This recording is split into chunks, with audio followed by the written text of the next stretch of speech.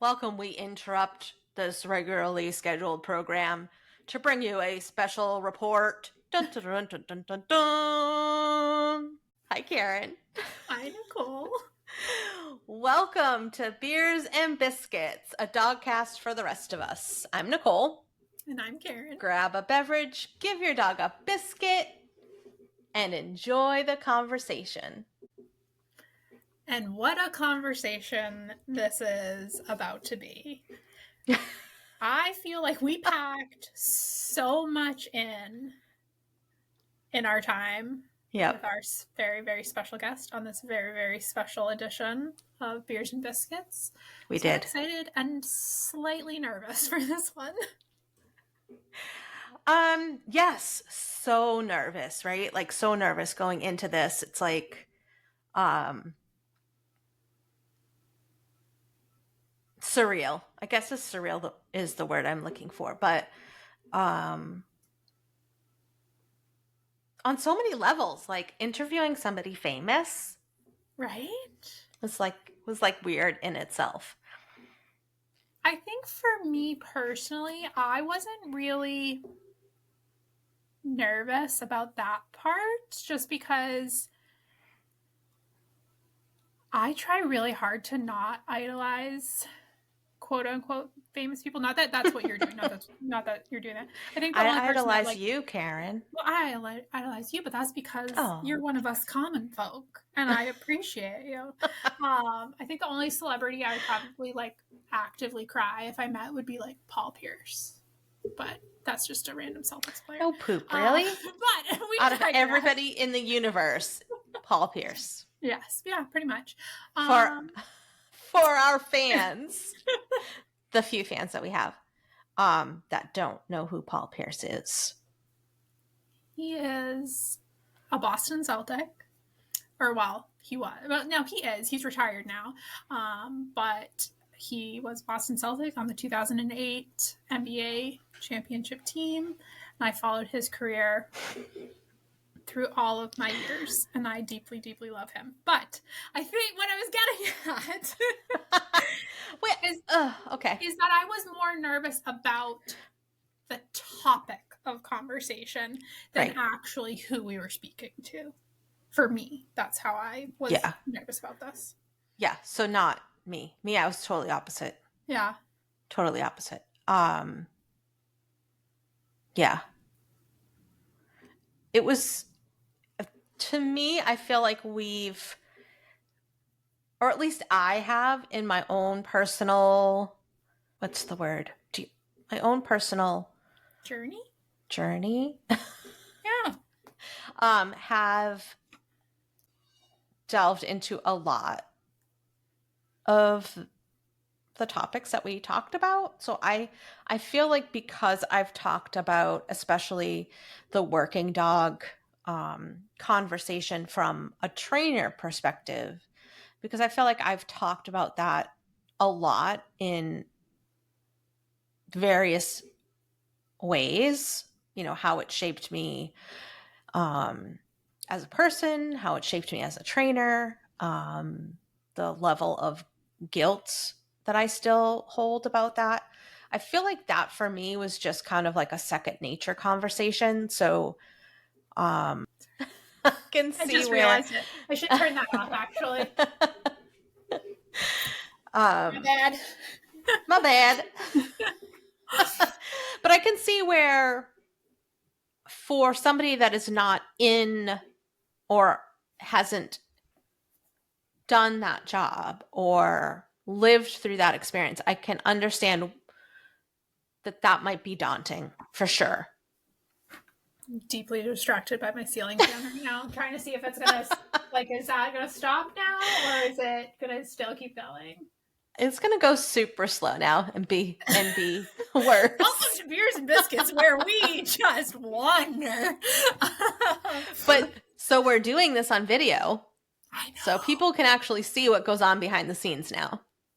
The absolute chaos that is. The chaos and the shenanigans. Total shenanigans. Look at this going on here. Look at how wrinkled. Look at I'm such a frump. professional. So classy here. professional. We're so Yeah. classy. Mm-hmm. Well, and I think so. To your point, like for me personally, right now, the climate for police officers Mm.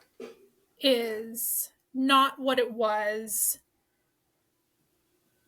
5-10 years ago, you know? So it's hard for me to talk about being married to a cop Right. because I know just that sentence alone is going to get me so much hate and And it so much. has. It And has. it I has. mean, So then the next thing for me is I feel like people are going to think that I'm fence sitting, where I'm saying, as they'll hear, that I believe there's still a place for police dogs. Does that place need massive changes? Yes. But I feel like the dog community so vehemently wants people to be just flat out against it that I'm mm-hmm. going to get hate from both sides. And that's what makes me nervous because I need to be able to speak my truth Right. just like everybody else is allowed to. Um, so, yeah, I'm definitely nervous about this one, especially with potentially It's so many okay. people. I got your back. I got Always. yours. No. But I mean, I understand where you're coming from, right? Because you bring to that conversation, especially about the working dogs, a different perspective, right?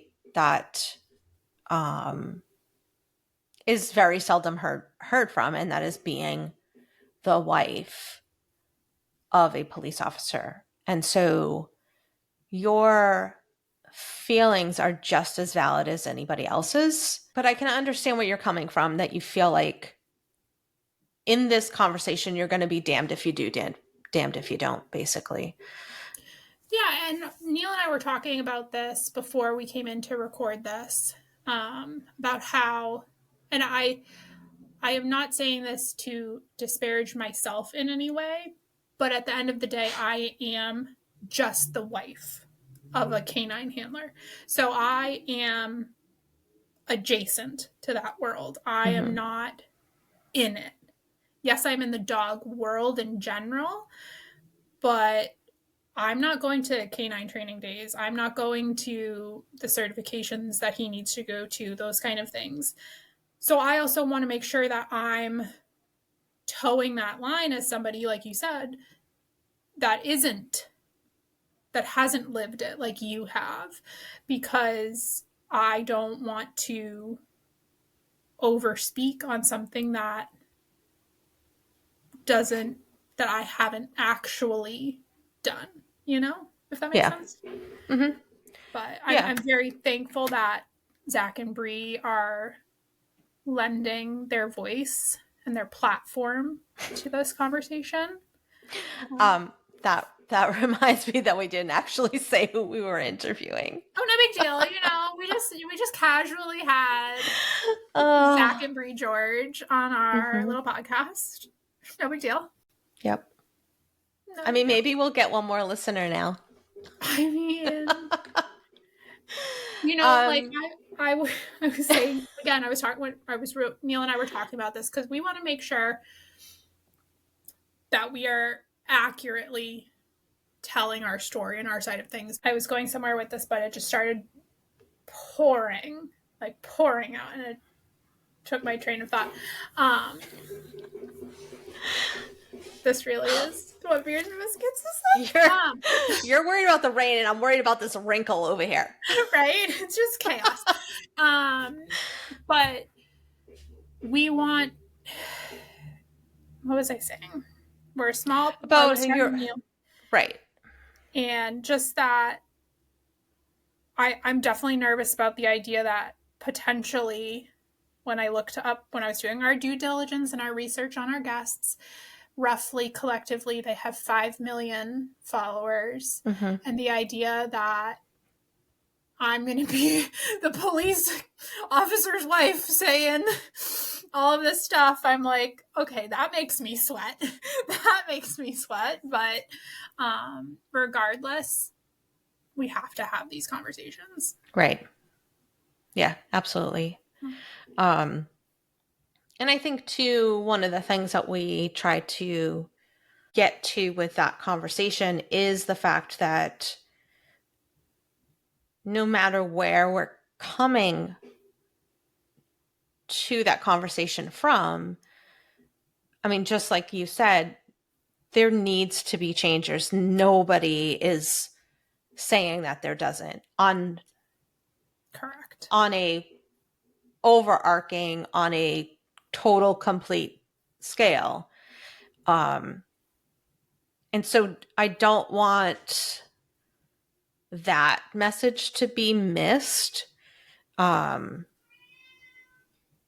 Hopefully it won't be. Hopefully people will be able to listen to the whole thing and not make snap judgments about things, either because of who we had on or the topic that we were talking about or what have you. But we did cover a lot of other things as well. We talked about the dumpster fire that is dog training social media. So much fun. So much fun. Well, and I think too, the last thing I want to say before I stop rambling about these things, but I have a lot to say about it still, is that, like you said, I hope people don't have snap judgments, that they really listen, because that was my biggest thing that I wanted to impart on this episode, was the need to have actual conversations. Right. And inviting the people who are actually walking the walk right now. Not that you're not, but and Zach and Bree aren't, but neither of you guys are working directly with police dogs right now. Right. So I'm very excited that we will have a follow-up to this episode where Neil lends his voice to the conversation.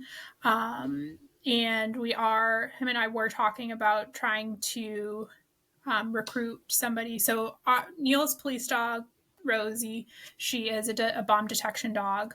So while she is not the apprehension dogs that we mainly focused on, we're hoping to find a colleague that does have one of those dogs that is willing to lend their voice to the conversation as well. So if any of this episode resonates with people, I hope they will continue to listen to the people that are actually in it right now. It's hard, right? Because I'm not that type of person that is that bridge the gap person, right? But I feel like all of it, right? Like it's all of it needs some sort of work. But I think the thing that sometimes is missing is, and you said it in the episode too, is that the people actually doing the job also, for the most part, want those changes too. And so it's not just going into it like what we see like the rest of dog social media is I'm balanced or I'm compulsion or I'm what have you. And my goal is to continue in that. And then, I'm positive reinforcement, I'm welfare based, and my goal is to continue in that. Whereas my goal is to have better treatment of working dogs, right? But that's also their goal, to have better treatment of working dogs. So I feel like in this particular conversation, there is, if we can cut through the noise and the bullshit, we're probably more in line than we think we are. And that actually, I wrote a note down for one of the things I wanted to say in this. Of course you did. That's a big deal for me to actually write it down. Was, I think you're spot on that so many people want these changes, but the media attention is the problem. All we're seeing currently, well, it's not the only problem, but it's part of the problem, is that all we see on the media around dogs is the negative. But I think if the media especially can start highlighting the positives and showing the changes that a lot of the agencies are making towards more positive reinforcement based methods, that the more we're talking about that, the more other agencies will say, why aren't we doing it that way? Because then they won't want to be those bad guys. Mm-hmm. So no, I was just going to say, I think that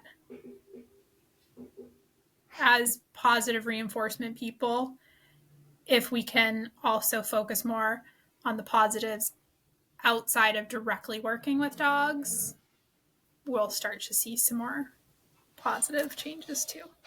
But I know I'm a rose-colored glasses person sometimes. No, I mean, I think that's why I really hope people will listen to the entire episode, because it's not just that one thing that we're talking about, right? And so Right. I know another thing that we brought up in the episode too is that when we change the way that we, let's say, change the way that we view our dogs in police work, and we start adopting better training methods in police work, that also informs the rest of our thinking about our job and how we're doing it. And so it's not just, these little pieces that will change. It's this overarching idea that, okay, if I'm a current canine officer and, maybe like I did in my past, did some pretty horrible training, but now I am embracing more welfare-based training. Now I'm embracing more understanding about dog sentience, right? I'm understanding more about learning. I'm understanding more about punishment culture and all of those things. Because I know how much those concepts changed me fundamentally as a person, I can't think that they won't also change other people. We have to continue to allow ourselves to learn and grow and change. And I also believe that, and this is me personally, that if we're continuing to focus on what has happened in the past, yes, we need to learn it so we can learn from it and grow. But if everybody just wants to continue focusing on what police dogs have done in the past, then they will never grow. The system will never change. It will never get better. Right. We'll always be in reaction mode. Yes, we need to learn it. We need to learn from it. But we also need to grow. We can't just stick right there. Right. And I think I think we can certainly dive more into this with Neil as well. I don't want to take up all of our intro time talking about this before we even get to it. But I think we have to allow people to grow and change. And then that trickles down to our dogs. It starts by listening to what everybody has to bring to the table. We don't necessarily have to agree. I don't think this podcast, we set out to change anybody's mind. I don't think that was the tone of it. I think it was just a conversation of what has been, what currently is, and what hopefully will be. Well, shall we just get into it? Let's get into it, Karen. Here we go.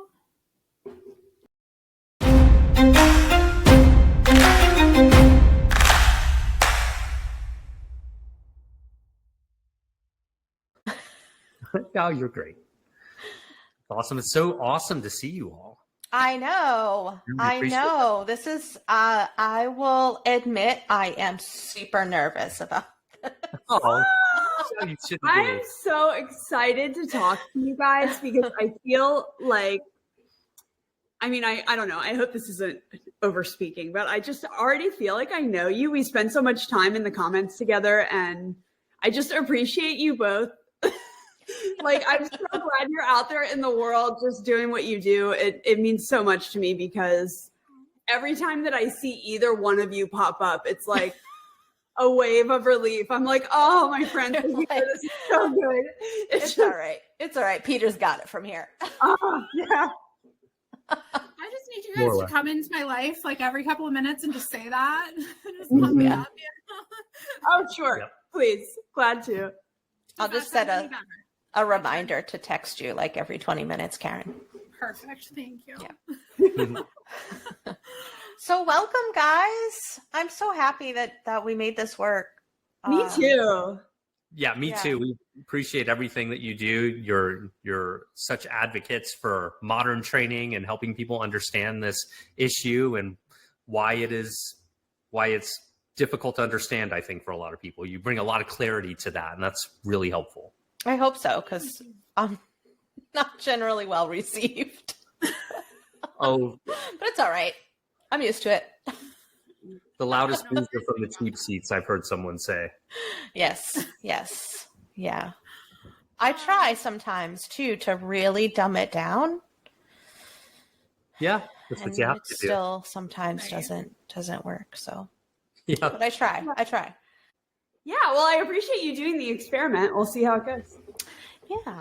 Yeah. We're doing our first podcast in a few days. Really? Interview that I haven't done with Dr. Eduardo Fernandez. Oh, yes. Very from nice. the Light Study. Yeah. And so I'm looking forward to that. But yeah, there's lots to learn technically still to make sure we do everything okay. So. Yeah. By doing our first podcast, he means hosting. Yes. Instead of, That's what I mean. Yeah. It's easy to be a guest because you're just like, what's the link? I'll figure it out. Right. Yeah. So good luck. I'm excited. It's a really good guest to have on. Thanks. Yeah, Appreciate it. we were glad he wrote us right back and wanted to talk, and we were like, awesome. We'll figure it out. Let's do it. This is going to be good information to share. Fun. Awesome. So, so what we like to do to start is we have a couple of icebreaker questions to kind of break the ice. Dive right in. Oh, Karen's always on me about doing things in the proper order. So let's dive on in. But before we get to the customary icebreaker questions, for anyone living under a rock, do our wonderful guests want to take a moment to briefly introduce themselves? Oh, I'm Zach, and this is Bree, and we make dog training videos and advocacy videos on the internet to try and raise awareness around issues that relate to our field. Yeah. That's us. That's very to the point. Very right. Yeah, the long-winded introductions from that's pretty much the bottom line, I feel like. But if Zach George, I feel like our page will speak for itself if you would like to check it out. We'd love to have you. there you go. Yep. All right, Karen, take it away with your first question. All right, so we are very serious about our icebreakers. And my question for you is, who is the most interesting Disney character? Most interesting. Oh, man. Yeah. Scar is my favorite. Not Scar the most lion. interesting. And he's interesting. I agree. He's pretty great. He's interesting and my favorite. I mean, technically, The Little Mermaid's very interesting because she's like kind of Ariel or the Okay. Yeah, Ariel. Because she's like half of a fish and half of a person. That's interesting. Biologically interesting. Yeah, that would be a scientific marvel. You're right. That is interesting. One is, I appreciate that. Yeah, one is a mammal and one is not. And like, how does that? That's wild. Mm-hmm. It's true. That is true. Like, what does that look like on the inside? Is she warm-blooded? Never thought about it. There are a lot of interesting questions. Yeah. Right. I thought the platypus was interesting, but that. And I do like Scar too, because he's got a lot of layers. He's got a lot of layers. He's kind of like moody and dark, but at the same time, you know, there's like a lot going on under there that, like, if you could just pull back some of those layers, like, he's probably really cool underneath. Yes. Yeah. I think it's clear that there's a lot of history that got him to where he is at the point where he's like, be prepared. Like, stuff happened before that. And I feel like he's a very complicated character. Good answer. All right. So my question is, what is the weirdest thing in your refrigerator right now? Oh, wow. This is a timely question because we've been going through a cooking phase like we have never gone through before, trying to emulate it. What is your adjective? Weirdest. Weirdest, yeah. What's the Chinese 5-spice I just discovered, and that was weird to me. Oh, we should be able to do much better than that. I know. But that was great, that Chinese 5-spice. I never knew that was a thing, and I was like, wow, and I overused it, and that was weird. If you use too much, it becomes pretty weird. Yeah, actually, it was that sauce that I made, that Chinese sauce, I think, which is kind of weird because it's hard. It's not from, no one ever taught me, but the internet taught me. And it's a Mandarin brown gravy sauce. So that's kind of weird. Mm-hmm.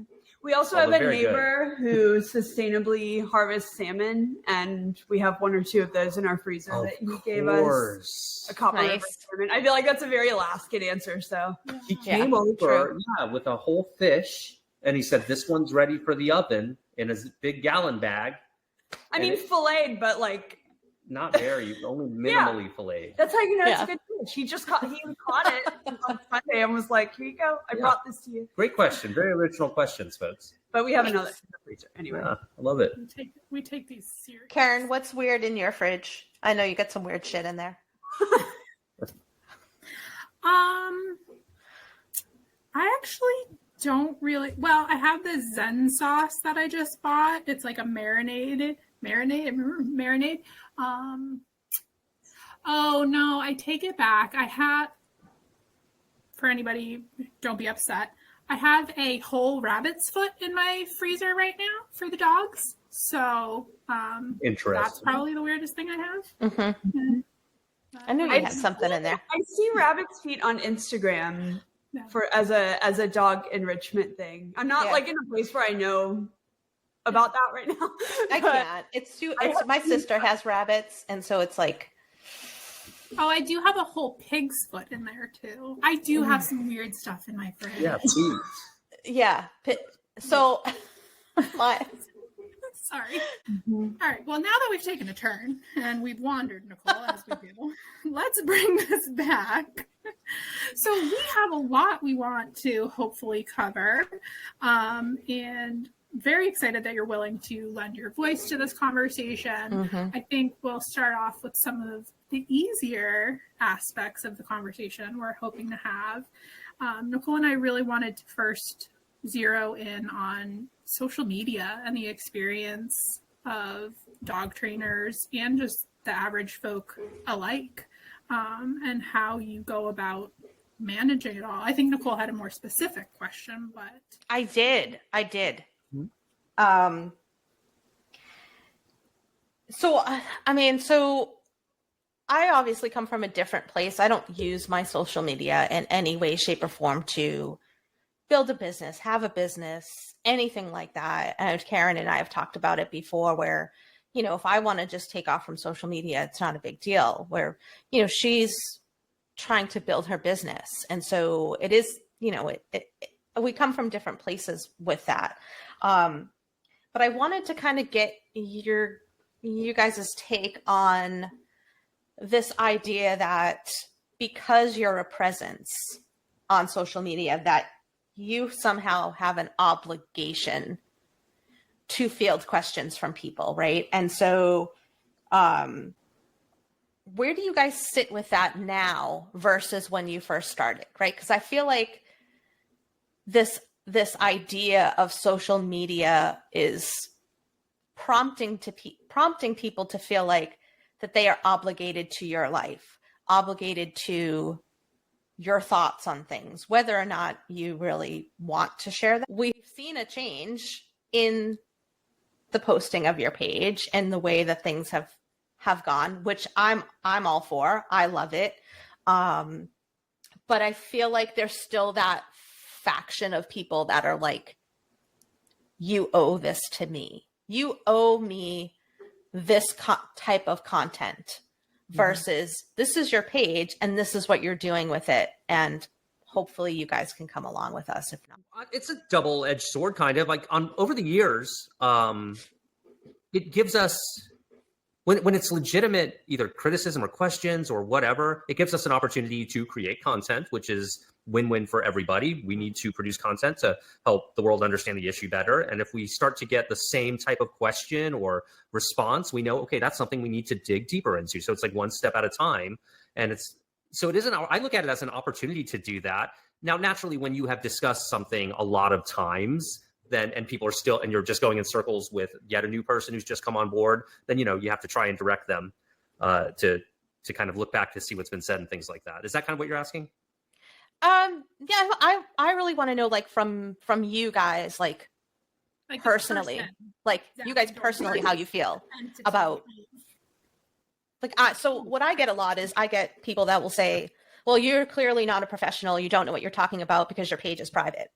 Well, my page is private because I don't want people like you on my page. I mean, we could do the circular reasoning all day, but it's almost like I owe them something of myself, that they feel obligated to this piece of me, which is to me so uniquely social media, right? Like it's this social media piece. Like I never felt that way before that. Like I never felt like any client wanted that level of access to my personal life. But I feel like now that we're in social media, it's like those two become one, right? So it's like, you can't have this page where you're discussing topics that are wholly personal to you that also have larger implications in the world because you're a dog trainer.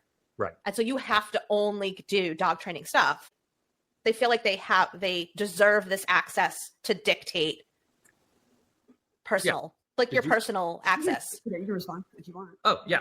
I'll remember. I mean, sure. There are people who overstep boundaries. There are people who overstep boundaries, I think, which is what you're kind of getting at there. But at the same time, I recognize that I'm putting myself out there, that I am being critical of ideas, and I expect that kind of pushback. Now, because they request that piece of me or they're trying to get that piece of me, doesn't mean I have to respond either. And so I still view, I think we're still in the driver's seat. Like sometimes I will welcome that criticism or that challenge, and other times I can ignore it. It depends how legitimate we think it is, I suppose. But yeah, I mean, it can still take a toll on one's mental health if they're not, really centered and really understand their values or whatever. Over the years, we've had to learn how to manage that effectively, and I think we're at a pretty good place right now. But yeah, is that what you're asking? Have I answered that sufficiently, or should I? Yeah, no, that's good. Thank you.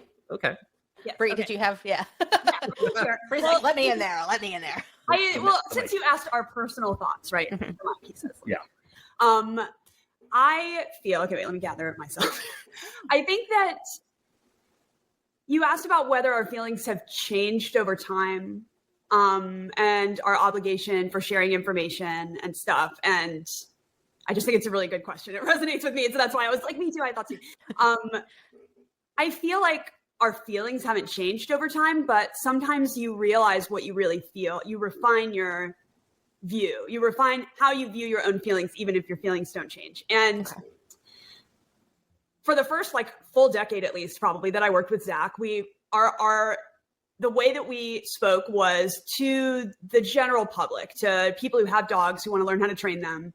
And as we've shifted to sometimes talking to people who are dog trainers, who say, I'm a dog trainer and, this is my profession or whatever, I feel like the tone, the reception of the things we say has changed. And I think maybe that's kind of what you're asking about. And my personal feeling on that is that when someone declares that they're a dog trainer, whether they're 14 or 40, it's a responsibility that you take on when you say, I am going to teach other people to teach their dogs. And I think if you're able to take on the responsibility of saying that, you also are able to take on the responsibility of doing your due diligence on what you've declared. And so I find it, especially from adults who are established dog trainers who've been practicing a lot out in the world, I find it personally very frustrating to see them say,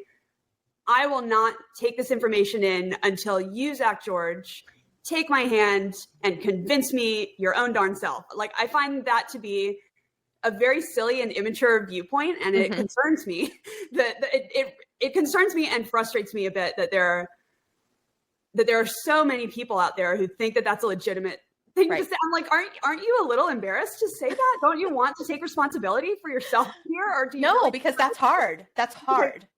That takes a lot of looking at yourself in an intimate way, looking at what your capabilities are and what your capabilities are not, and taking the steps to grow. And that is hard for people. And anybody that, sorry, my glasses, my old lady glasses. When people come back with that, it's classic deflection, right? I'm going to throw this back on you because it's too hard to look at me. I just got that today, where somebody asked a question and I answered it. They didn't like the answer. So now it's my job to educate them. No, it was my job to educate me. And I spent a lot of time doing it. I will help you. I will help anybody. If they legitimately want to learn something, I will help them. But it is not my job to educate you, especially if you're going to call yourself a professional. Like, it's not my job to handhold you. Because we kind of made it our job to educate the public. That's what we want to do. That's what we hope to do. And so if 3 million people come and ask the same question to me as the general public, I want to hear that. And, sometimes we're in the comments directly answering. And if we're not, we're always reading them and taking note of, like, did one person ask this, or was it 5 or 30? When do we want to make a video about it? What are the common questions from the public that we want to be sure to answer, even if we've answered them before? Because if we've answered them before and they're still asking a million times, then clearly we haven't maybe answered it well enough or haven't done a good enough job getting that video out to them. So I think when those things come from the general public, I just have absolutely endless patience. And that's something I learned from Zach. So I'm really just parroting him. But yes, I think once the dog trainers come in and are like, why haven't you convinced me yet? I'm like, bro, like, have you done anything? I don't know. It's a totally different thing to me. Yeah. I can't imagine. Yeah. Roughly 5 million collective followers, more or less. Just the onslaught of comments and information being thrown at you every day, and navigating that and still doing it in a way that is positive reinforcement based, because if 5 million people were coming at me, I can't say that I would always be as polite as you guys, but that's a special skill in and of itself. Absolutely. So it's hard to differentiate between the dog owner and the dog trainers, and you guys do a really beautiful job, I think. And I think that's amazing. And he's talking over arduous years, because in the first years I was like, I'm so hot. I'm looking at these people are being mean to you, Zach. How could they? They don't know you. And he was like, no, it's fine. But you think though too, but it is a skill, right? And I know we've talked about it. And even one of the questions that I got from Instagram for you guys kind of hints at this too, is that your level of patience is ridiculous. Like ridiculous. Hear that? Well, for this, I don't know you personally, but we trade off. Just in terms of like fielding the questions that aren't from the general public, right? I've got no filter. It's pretty clear that I have no filter left. I'm here for it. But it's like, at the same time, I try to reel that back in if I know I'm talking to a guardian versus somebody who says they're a trainer. Like, I try so hard to reel myself in, because I try to always look. Clearly we know the repeat offenders on your page, like, but if it's, I try to like look and see, okay, is this person just like a guardian, or is it, say, like, dog trainer, master dog trainer extraordinaire to the entire world, on their profile. But even still, like, I don't know how you maintain the patience. Like, I don't like. Well, no, I'm not perfect. I've been known to go off the handle a time or two on a live thing, And when you're unhinged, I'm like, boy, you have not seen a lot of us if you think that That's unhinged. Right. But yeah, it can test us sometimes. But yeah, at the end of the day, I still consider it a net positive to be in a position to be able to advocate, and that enough people, like yourselves, support the message, and that we can work together. I mean, that to me outweighs any of the negative, like by a lot. Yeah. So what was kind of the catalyst then for you making this change on the content that you were putting out versus like from the active, even though you still put that out, even though the world refuses to accept that you do. What was the catalyst for the change? I don't know that there's, I can understand why it appears as though there's been a change in the type of content we put out. I mean, there has, but it evolved. Well, yeah, but I have always from day one on YouTube been critical of aversive dog training methods going back to 2006. And in my books and everything. So it is still something that I've been very outspoken about consistently throughout my career, though maybe the more you uncover, the more you learn, the more you want to convey to the public, I guess. And, I've learned more as well. But the catalyst obviously the Dog Daddy campaign was a very important thing. I'd heard privately from enough dog trainers that I respect that this was a problem, and they were asking for my assistance to help raise awareness around this and see if we could get something done. Well, yeah, because Zach will get messages that are like, I'm not the best at confrontation, but it seems like you can take it. And there's this injustice. Is there anything you could do? And, clearly the Dog Daddy issue, we got more messages than we ever have along those lines. Yeah. So. And then, so that prompts us to look deeper. Okay, why is this such an issue? Why is there such resistance? Which leads us on to, the more we study, the more tangled up we realize how it is. People use these outdated methods for a variety of different reasons. I mean, it's not just one reason or another. It's not just lack of education, though it can be. Toxic masculinity, we've talked about quite a bit. The alpha bros out there trying to show how tough they are with the dog. So yeah, lack of education, that misogyny. I mean, colonialism is what we're currently exploring, a lot of that, and its centuries-long influence in the way that we do everything, not the least of which is training dogs. And I think you've sort of, as you're saying it, I'm realizing that it may seem, I don't want to show too many cards here, because we do put a lot of thought into our content, but maybe it seems like we have this plan where we're going to shift into more activism. But honestly, our page is really a reflection, as we are learning things or unlearning things or however it may be, it shows up in our content. And I think everyone's exploring colonialism right now, or many people, there's a lot of things that are showing up that I think are relevant for us and also many other people in a lot of areas of the world, and not just dog training, because it's all ends up I'm trying to learn about aversive dog training, and I end up learning about the police system, the prison system. You just end up going so far with, and then you're like, wait, how did we get to those countries in the first place? I guess, okay, reeling it back in, my short answer is I think that our content reflects what we learn as we learn, and we just really are always trying to do better. And so we're we better make a new video because we learned a new thing. Let's share it. Let's make sure everybody knows about this. Let's hear what people have to say. Yeah. I think for the most part too, the people, and I've said it before, the people that are your people understand that there is this kind of organic growth that's happening. And in that, we do want to question things, and we do want to understand why things are the way they are, or how they ended up the way they ended up. And that's from my perspective, I can kind of see how that progression happened.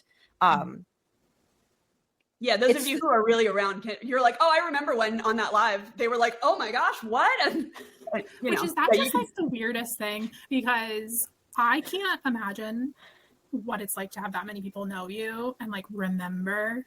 Does that just ever freak you out? That 5 million people know who you are? No. I mean, in terms of celebrity culture, we are an F-list celebrity. Okay, so we're down there. This is the most minimal amount of fame a person can probably have. And it can be a little annoying at times to be trying to grocery shop. But I always enjoy meeting people in real life. But it's not, I'm not that big now. Nicole and I were having a hoot as we were doing our research and prep for this. When we Google you, you come up as Zach George is a famous person who is known worldwide for his work. Oh, it doesn't say what the work is, but so funny. You're famous because of the work. It does go on to say his rise to prominence has resulted from his/her dedication to hard work. So Aw, love it. Yeah. I feel like I got a shout out there with the pronouns. Yeah. that's great. Yeah. Sorry, I didn't mean to cut you. No, I think it's funny. I think it's funny. So that kind of brings me into this question / comment that we got from a follower of yours, also a friend of mine. Angela said, first of all, thank you. Thank you for using your platform, for doing the things that we have been trying to do. Thank you. And I know I have said that before too, that, you know, I am so thankful that you are doing this, because we have been trying to get some sort of traction for years and years and years. And this idea that we should just be quiet about methods, guess what? That hasn't worked. It didn't work a decade ago. It didn't work 2 decades ago. And so from your people that get you, we thank you. We really do. It's really nice of you to say. And mutual. You can't do it if you don't have people who are echoing your voice. And I try to echo people's voices who have a good message, and other people do that for us. So we'd be nowhere without supporters to help us. Oh, I feel like I just got a hug. a virtual hug. Yeah. That means so much to me. Then the other half of her thing that she sent me was, and how do you deal with all this shit? Basically, burnout. Like, what does that look like for you guys? Like, systematic desensitization. We're very desensitized to it. This is so you get to, you just accept this as, I mean, I guess we accepted that we were in the metaphorical war a couple of years ago and made sure that we were in a wartime environment, kind of, in our industry, aside from doing our day job of helping people learn how to teach their dogs and things like that. And so I think we mentally prepared for that. What? It's kind of a weird, I don't know. Well, I feel like that's a weird way to describe it. I mean, it is. I know what you mean. Yeah. So there was this time where Zach, because I especially am not very good at confrontation. I get like sweaty palms even just talking about, like, right now. I'm like, oh my God, I hate it. And there was this point years ago after we had been sharing largely only dog training, positive, showing the right way to do it content for a very long time, with the exception of why Cesar Milan is yesterday's dog trainer. There'd be 1 or 2 videos here or there that we would throw in and be like, just so you guys know, this is what we think about this, or which kind of collar should you choose for your dog. But then for the most part, we were talking proactively about what you should do. right. And there was this point a few years ago where Zach was like, you need to make sure that you are mentally strong because it's coming. We're going to do it. And I was like, all right, I'm going to get there. I'm going to become mentally strong. And I remember at the time, yeah, I mean, but it's hard to receive. I don't remember what prompted him to say it to me, but I distinctly remember him saying it because I think about it a lot. And I bet it was because I was in the comments feeling upset, because usually I'm in there and I'm just like, these guys don't understand anything. Like, how can they be like this? And he gave me this pep talk, and I've been working on it ever since. And I do feel like for us, and that's not to say that we don't get, sometimes upset or need to take a break or whatever. But it helped me a lot when he gave me that talk. And then I was like, I'm the one, front lines, let's go. And once I put myself there, I was like, okay, I'm asking for this. So fine, take it. Come here. And Bree is incredibly gifted academically. She's very intelligent, and more so than I am in a lot of ways. So we make a really good team in a lot of ways. I mean, she's definitely the brain. I just feel like you gave the internet entirely too much clickbait there. No offense to Bree, but That's all right. Yeah, But I think though, sometimes that makes it even worse, right? Because, I mean, I'm sure Bree, coming from it more from an academic level, you're like, why don't you understand this? It's so simple. Versus, okay, I want you to understand it, but it's sometimes I think for me too, I get kind of caught in that, I don't know the words, but I want to explain it and keep explaining it and keep explaining it because I want somebody to understand it, whether or not they're ready to receive it. And so I feel like that for me is a real source of burnout, because I'm like, I just want you to get it. I just want you to understand it. Mm-hmm. Yeah. Well, yeah, because the filters, I mean, the barriers are up though. And that's the Zazie Todd study. I'm sure you might be familiar with it. The barriers to the adoption of humane methods or something like that.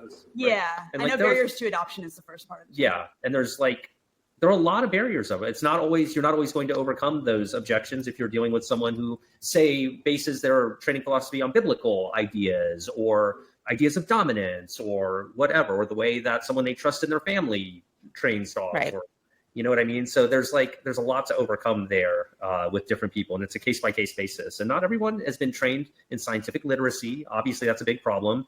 And here in the United States and around the world, in my opinion, anyway, I think everyone should really know the scientific method inside and out. And we should use the spirit of that to vet our ideas, particularly in scientific professions. So, Right. Yeah. Yeah, absolutely. like behavior, which is what we do. Behavior's not a science. I thought you got the memo.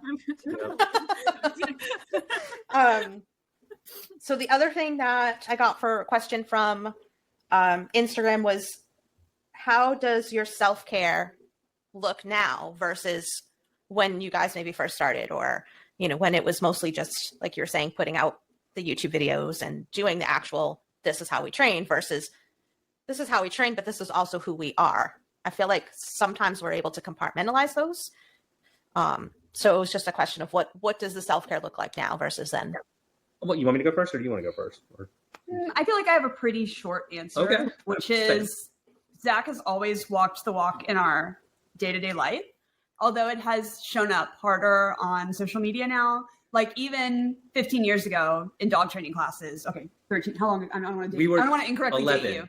Even 11 years ago in dog training classes, we would talk about aversive, like we talked about all the same things that we talk about now, face to face, daily, from then to now, when we're working with people with their dogs, with our foster dogs. So yeah, I think that's my short answer. Is Zach hasn't really had to change too much. I had to catch up as a non-dog trainer because I was like, man, we're activists too. Like I thought I was just learning how to teach something. But I like it. It's great. In terms of self-care, I mean, the greatest hits: exercise, meditation, or mindfulness, and making sure that we're getting outside and taking walks. Walks are a very therapeutic thing for both of us, I think. We do walk a lot. Yeah. Sometimes when we're stressed, we do. There are times where Zach, either one of us will be like, we need to take a walk, and that helps. Yeah, or to ignite brainstorms as well. Walks can help with that. I also play mini golf on my virtual reality a lot. That helps me kind of reset my mood. It's a very, it's a great game. I highly endorse it if anyone has an Oculus or whatever the Quest these days, I guess they're calling it. It's great. 4.9 stars. Yep. Yeah, I think walking is our greatest tool, though. Their walks are great. Walks are the best. I learned when I was in college that you can even, depending, I don't want to overstate it because it depends on the severity, but I have in the past sometimes had minor panic attacks, and I learned that I can stop them by taking, like literally, even if I'm still stressed, if I make my legs go walk around the block, it like, my fingers stop being numb. You know what I mean? I'm like, man, I like biologically hacked myself here. This is great. That's awesome. That's awesome. We have 2 therapy dogs for us, at least a therapeutic to me. Right? So that also helps. So the last Instagram question before we get into the deeper topics is one that I got quite a few of, and I know you've answered it, but we're going to put a little bit of a different spin on it. The general consensus by a lot was, why not pursue certification for yourselves? But the twist we want to put on it is, how can we, while advocating for certification and regulation, also help the general public know that there are good trainers out there that don't have the access to those certifications currently? So it's kind of like a two-parter. Yeah. Well, for the first part of the question, we are pursuing certifications. We're actually both signed up for an animal behavior course out of the University of Washington starting next month, actually. Nice. So that university. It's a certificate in applied animal behavior. Yep. Yeah. It's a very good program. Yeah. You'll like so it. We are pursuing that. Regarding certification amongst groups like, say, the Certification Council for the CCPDT, Certification Council for Professional Dog Trainers, right? There are issues we have with joining these organizations due to their tolerance of aversive dog training methods that, they subscribe or were subscribing. I don't know where they are right now. They're reevaluating their position on Lima. As last we heard, that they are still least intrusive, minimally aversive, which is a bit problematic for modern dog training ethics, because there's no evidence to support the fact that aversives are needed in modern or in animal training, I should say. So, in terms of those traditional certifications, that's why I don't do it. When I first started training, this is about 22 years ago, I went to PetSmart. That was my first dog training job ever. I was competing in dog frisbee, needed a way to pay the bills. And so I did a really, as much smack as people like to talk about PetSmart certification program, it was 2 binders this thick that I went through too. And again, we certainly need to go beyond that for sure. Were there ever And so, in those binders? I'm wondering if there were aversives in those binders. no, they were. I mean, I guess it would be technically Lima by our standards, but the best kind of Lima. But yeah, there was. But there's a lot that goes on there. And so the point of certification is to make sure that we keep up with modern standards, continuing education development, and that we're representing the cutting edge of what we've learned together. And so that remains true whether you have a certification or not. But just the second part of your question is really important too, because you're right. The barriers to get one of these certifications for some can be very challenging. It can be expensive. It can be ambiguous. It might require them having certain video skills and things like that they may not necessarily have. And so streamlining how we certify people in this profession would be better. I would like to see a required certification at the government level. That's I think that's what it'll take to fix it. So right. But I think I think for me where it becomes muddy for guardians is that we're expecting guardians to do so much due diligence, right? Unfortunately, the way that this industry is that we're putting all of the work on them, right? To find the best trainer possible. And Karen and I have talked about it before too. It's like, okay, now there used to be at least this benchmark of, okay, somebody that's accredited or certified. And now we can't even rely on that as a measure of professional ethics, of, standard methods, of any of these things. So it's like, now, how do we bridge that gap for guardians of what are the things that you look for? Because if you can't rely on the certifications anymore, then you're only left with the person that says, well, I'm a trainer because I am.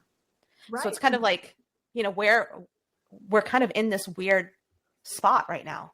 Yeah, I think, did you have something to say, or am I hogging the... I was just thinking about, the mic. I was thinking about, sometime we have a friend named Dr. Lisa Rodusta.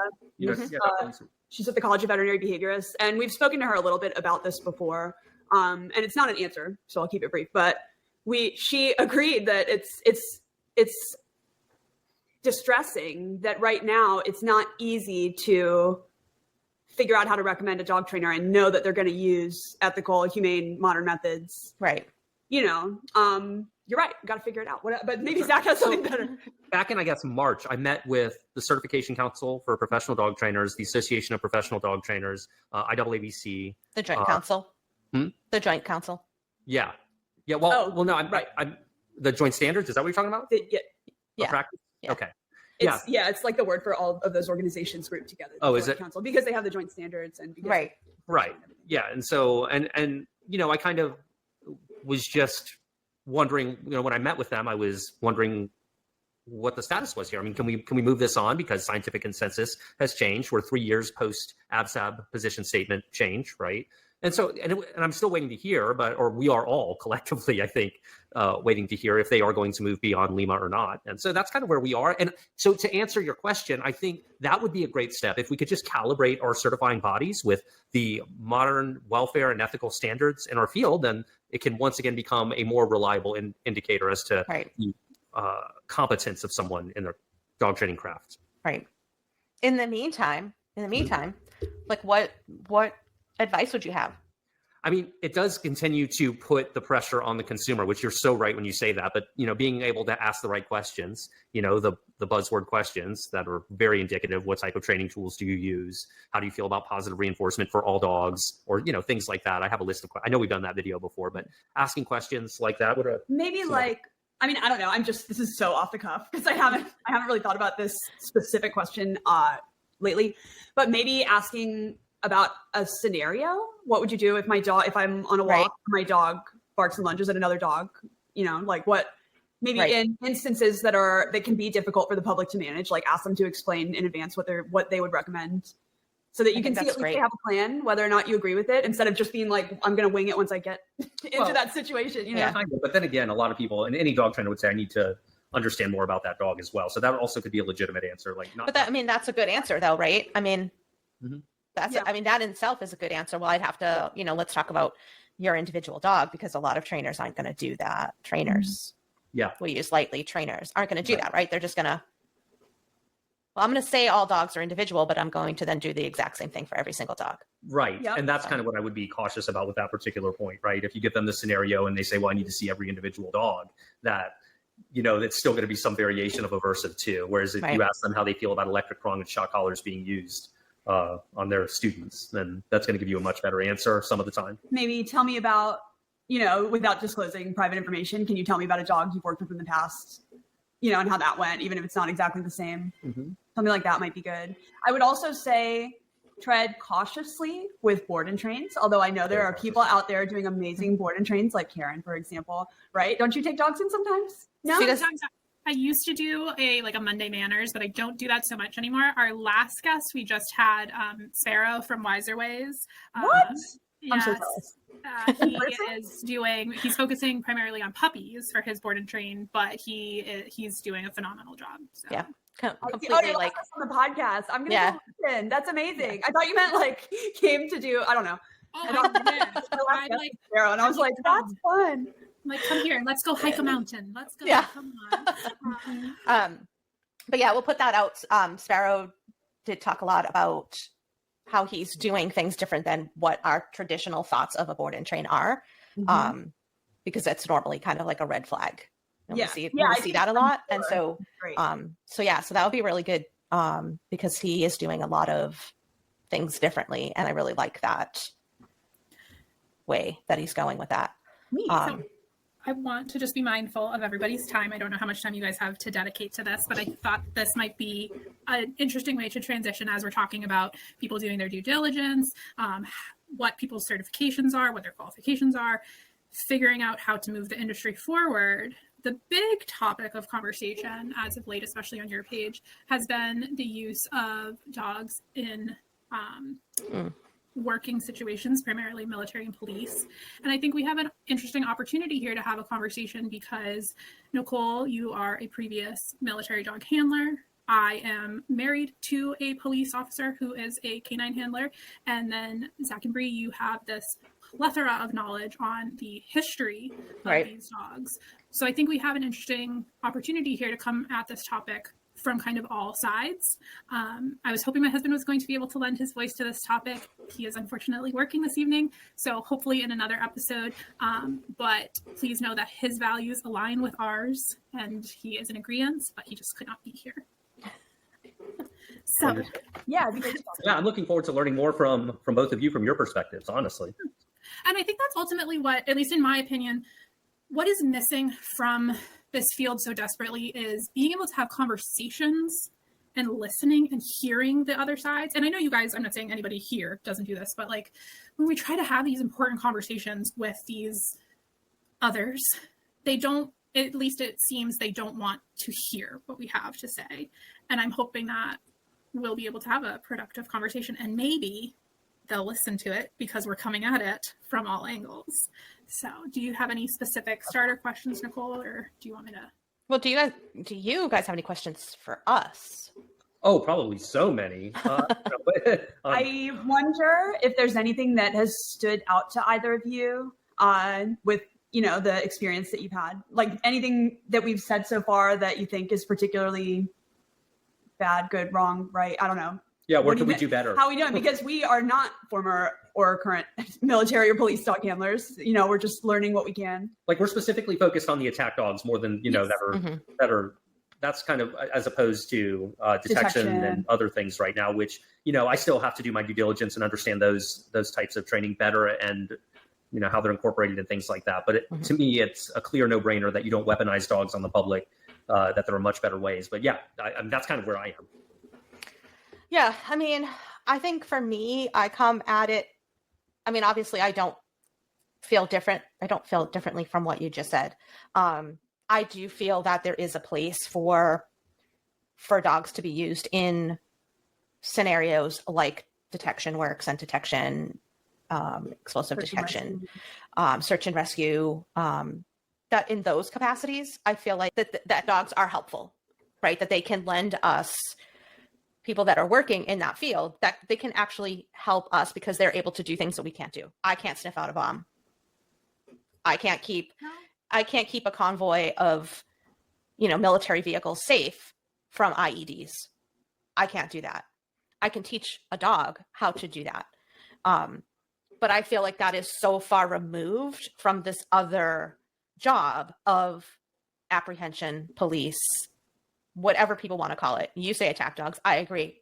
Anybody who has been on the end of that, receiving end or sending end, how you could call it anything else, we can sugarcoat it all day, but I don't find purpose in that.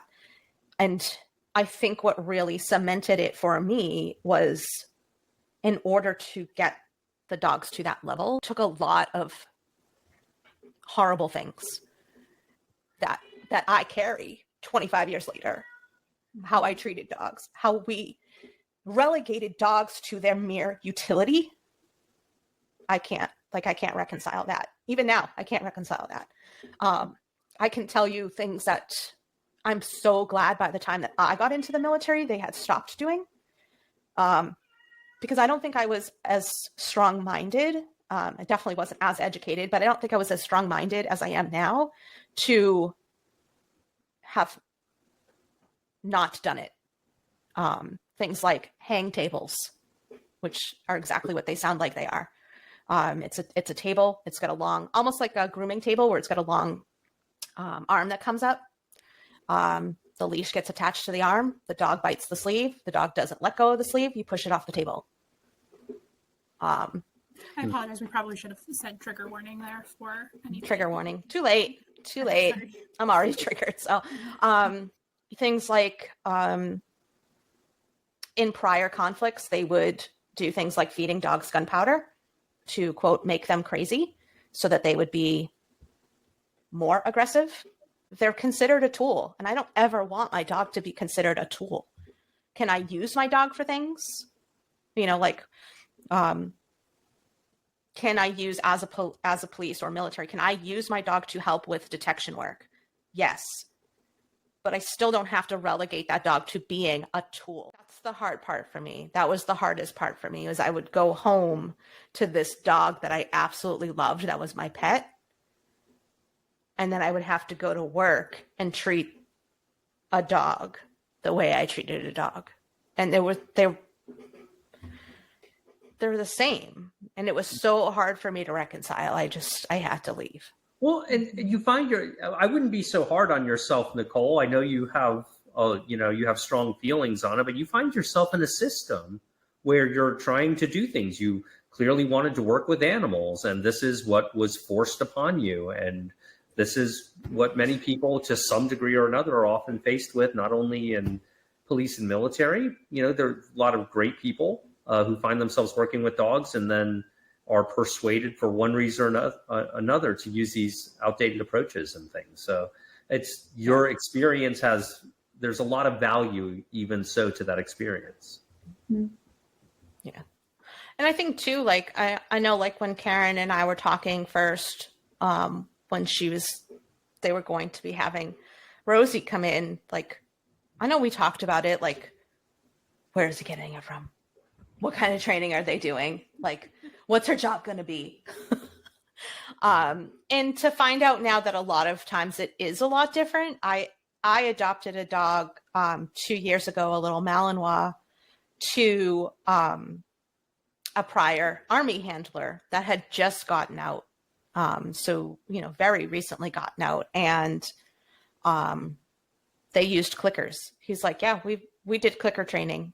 I was like, perfect. Like, here you go. And it's possible, right? Like, it's totally possible to do these things. And having talked to him, you would think, okay, well, here's this military guy that, came out and he was a dog handler. So we're expecting this, expecting him to be a lot different than he was. But, keeping in touch with him and saying, okay, well, what are you and Kayla doing? Like, what kind of training are you doing now? He took her up to one of the competitions, like a live fire competition and a tracking competition. And he was the only one there, completely positive reinforcement, no equipment on her. And he rocked it. she rocked it. And so it's like, I feel like if we get more of those people that are doing it to be those voices that are the loudest, then we will see that change. But it's like, I can't, as you saw in a lot of the comments, I can't, no matter how many times I said, I have done this job, was I taken seriously? It was like, oh, well, your account's private. No, okay. I've just literally said, I have done this job. They call Oh, well, posts. Yeah. Moving legal posts is what they call it. right. I mean, you could be the world's most famous, recognized trainer in this profession, and there would still be something, So Right. try not to take it too personal. Yeah, no, you have the expectation that, look, I'm coming at this in good faith. Can we now get on the same page? Right. And, yeah, it's mystifying sometimes. I got you. But I think like the larger point of that is that all of those people that are actually doing working dog stuff, or they are doing sport dog stuff, and they are doing it positively, we're not hearing from them. Yeah. And I think that's they're kind of the latency group, right? Like, we were, as positive reinforcement, we were always told, keep your head down, don't say anything, don't buck the system, don't bring attention to this, just do your thing, don't worry about what they're doing over there. And now we're starting to catch that wave of, no, I'm going to start speaking up. And I feel like maybe that working group is still behind us in that, and hopefully they'll start to catch up, and they will be very prominent voices, but I don't see it. And I wish they would. I wish those trainers would be more vocal. I think it's going to be hard for them. They're going to have to, the trainers who speak up, I hope they do. I would love it to. And I just think that so far in my experience, that world, like the apprehension dog world, I guess, is very sensitive.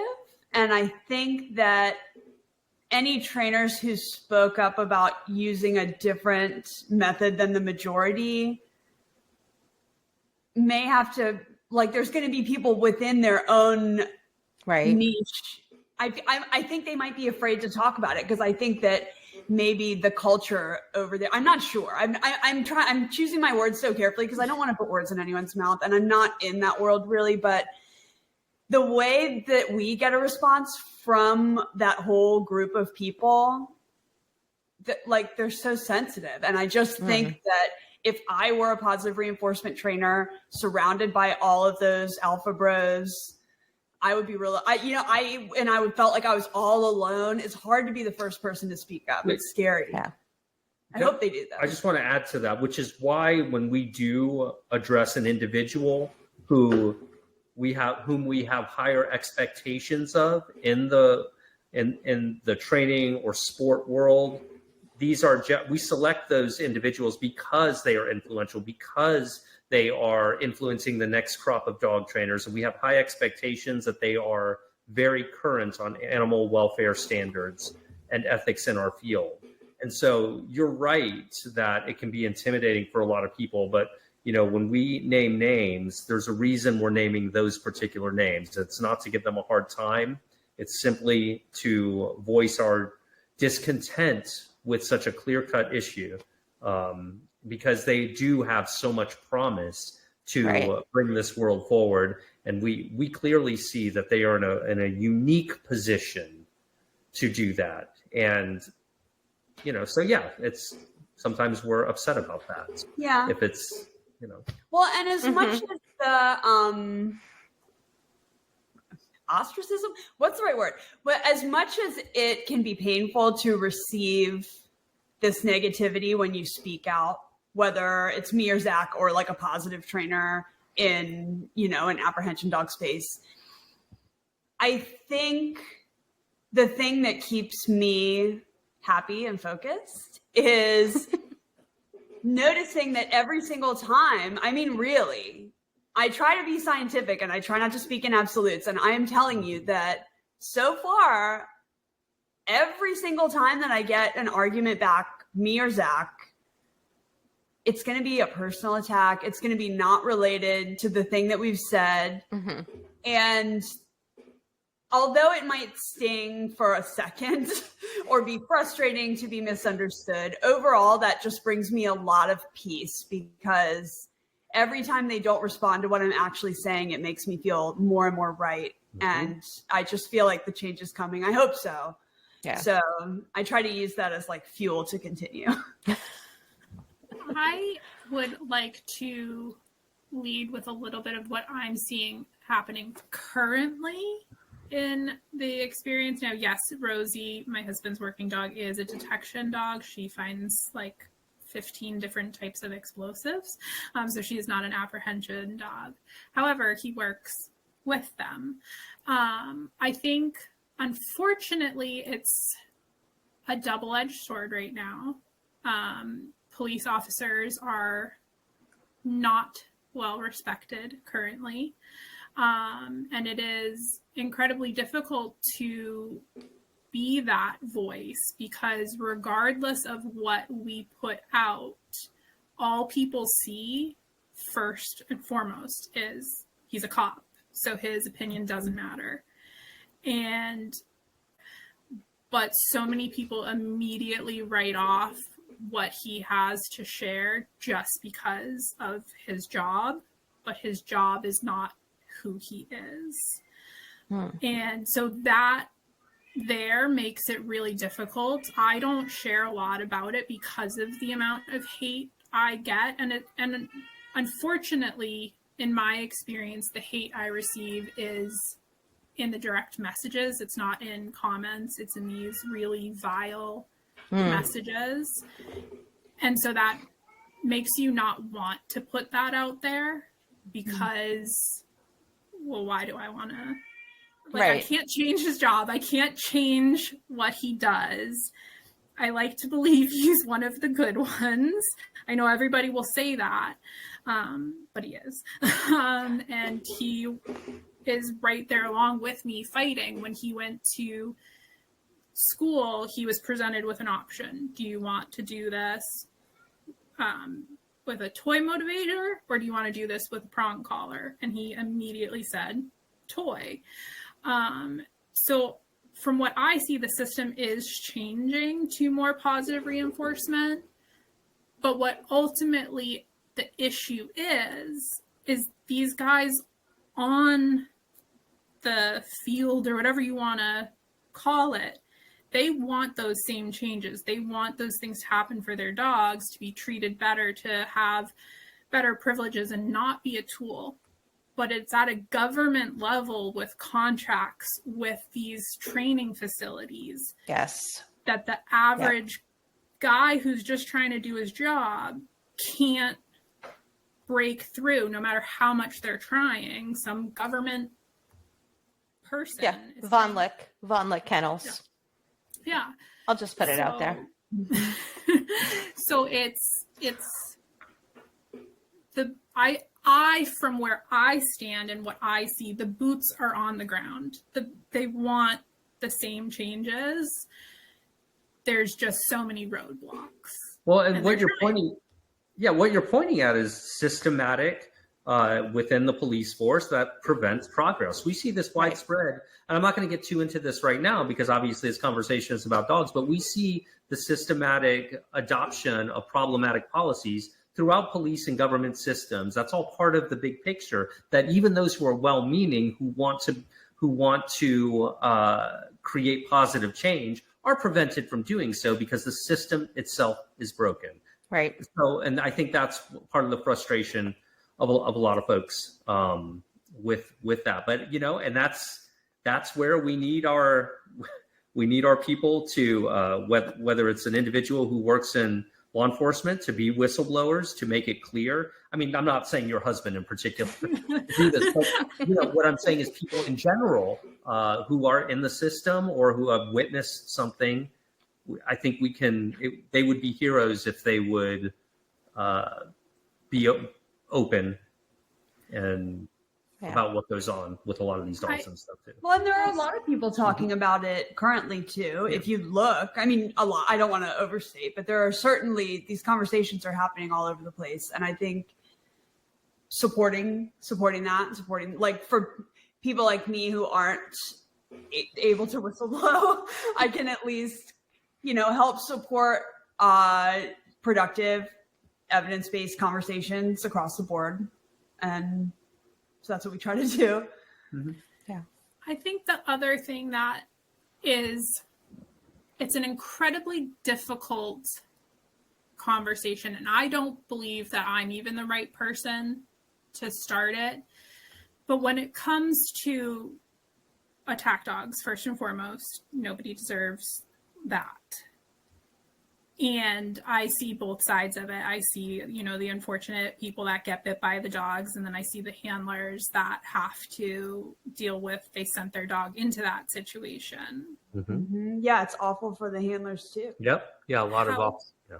Go ahead. However, this is an even bigger conversation that needs to have outside of dog training. Is my husband and his colleagues, they don't go to work wanting to do these things. They don't go to work wanting to be in a standoff for 3 hours trying to get somebody to peacefully come out of the house. And like I've said, not every agency, not every person does this right, but from my experience, they go through the steps. And at the end of the day, if it's between my husband going into a building after negotiating for 3 hours or sending in a dog where the dog unfortunately gets injured, but my husband gets to come home that night, I don't want either of that. I don't want the dogs to be injured. I don't want any. But something needs to change across the entire system where people can get the help that they need so that my husband and his colleagues and these dogs and everybody is not being put into these situations. Right. Because I hate having to sit here as somebody who loves dogs, loves all animals, and wants the best for all people, but I hate having to be the person that says I would rather the dog go in and not come out and not my husband.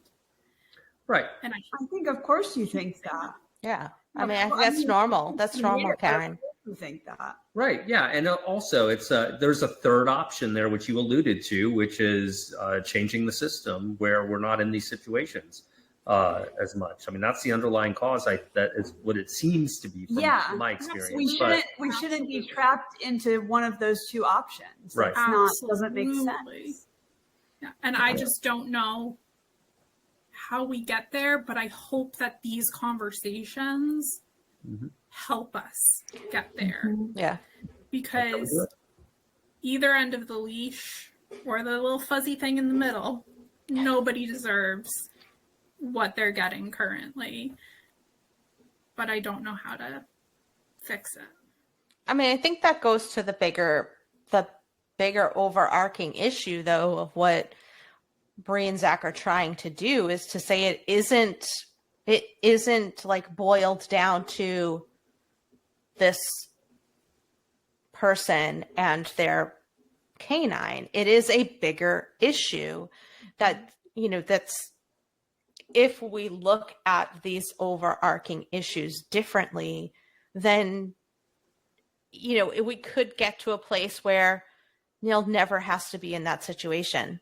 Rosie never has to be in that situation. I think what needs to happen, though, and I don't know that the climate is there currently, and I could be wrong, but we have to invite the police officers to the table. I know they are public enemy number one currently, but we're not going to put it out there without their help. We're not going to get that change without their help. And I know a lot of them that want to, but because of the vile things that get said back to them, they just don't put it out there, because they go to work for 12 hours a day and just get absolutely shit on. for somebody else going down the road too fast on a back road, and it's their fault. So when they get home, the last thing they want to do is get more of that. So I think if we can just talk to people again, that would be so helpful. Yeah. Not saying that nobody here is. I should have said that. I apologize. But like in general, we have to invite them into the conversation, I think. Well, I mean, I would rather see some advocacy from within too. I mean, I know that it's hard, but it's also not on us to coddle bad methods and bad ideas either by saying, which I don't think you're saying.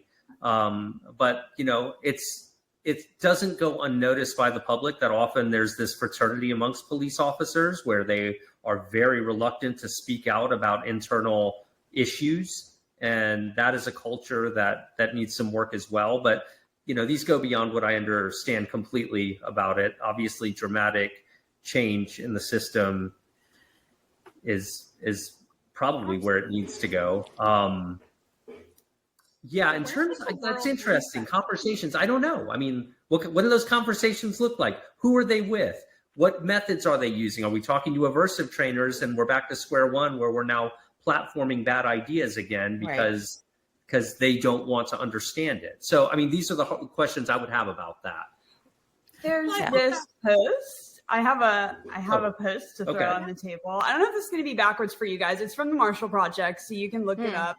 I'll DM it to y'all in case you have a place to put links. But this is just from a week or two ago. They published this new report about sending unarmed first responders instead of police. And the Marshall Project is actually a really cool group that has a ton of data that was really useful for our police dog video that we recently did. They've got, in case anyone wants to learn more about police and military dogs, I learned a lot and was able to find a lot of data from them because we want to make sure that we share accurate sourced information. And so that was one of many of my major sources for that video. And since we made that video, I think since we published it, this post came out about sending unarmed first responders, and it's super relevant to this conversation. So yeah, I think too, like looking at other countries, like when I was in Japan, their whole way of policing like is different. Like it's just a different mentality. So I think, kind of bringing it all back together, I think it really does. It's such a bigger issue, in terms of like, how do we change the mentality of people? We are coming from a place of punishment culture. There's so many things that go into this that I feel like it's so much bigger. Like it's so much bigger than a Zach and a Bree, and I mean definitely bigger than me and Karen because we're nobodies. But but it has to, like you're saying, it has to come from within, right? So it has to come from the National Police Canine Association to say we don't agree with these methods, and when we don't agree with these methods of training, that kind of changes the way that we think about a lot of other things. Okay. So right. That changes our thinking about our jobs in general, because now we're not approaching how we use dogs as an aggressive tool. They're like, we can use them in different capacities. Boston just came on with a quote, comfort dog. Situate has a comfort dog. These are dogs that go to scenes that either have children involved or, that are untenable situations. And the dogs are there as like therapy dogs. That's a completely different way of using dogs in policing. And so once we do that, once that handler now is using his dog as maybe a comfort and therapy dog, his whole mindset has shifted about policing also, not just how he's using that dog. So I feel like we need to see those bigger industry, like police industry leaders getting on board. Yeah. It's on them to speak up, right? Is that what you're saying? I'm sorry. Yeah. It is on all of us, but sure. When I first started wondering these things, it felt absolutely insurmountable. It felt like, why would I even ask these questions? Because like, what am I going to do? Change the country? And I don't know, for some reason now I feel like I should try. It took a while, but I really think, I guess what I realized is if I just live my whole life feeling this way and not speaking out about it, definitely nothing will change. And at least if I speak out about it, like, what if something does? That would be that would be wild to actually make a difference in some way. So it feels huge. Like, what can we do instead of armed police responders or apprehension dogs? Feels like such a massive question. But I think it's a question worth asking, because I think we actually can figure out an alternative. And until we ask it, we'll never figure it out. If we just keep on accepting it, then in 100 years, people will have to do this. So we might as well get started. Yeah. I think we need to take to the streets and start a revolution right now. Personally, I'm in if y'all are. What? I mean, I'm old, Zach. So these bones can't carry too much. But no, I mean, I agree, right? I mean, it has to start somewhere. And I think, like, even as Karen's saying, like, from her perspective, it's going to start with somebody like Neil, who is able to articulate in a much better way than I could or than she could about the different things that he is doing compared to, like, what I did. Because there is growth there. There is a ton of growth there.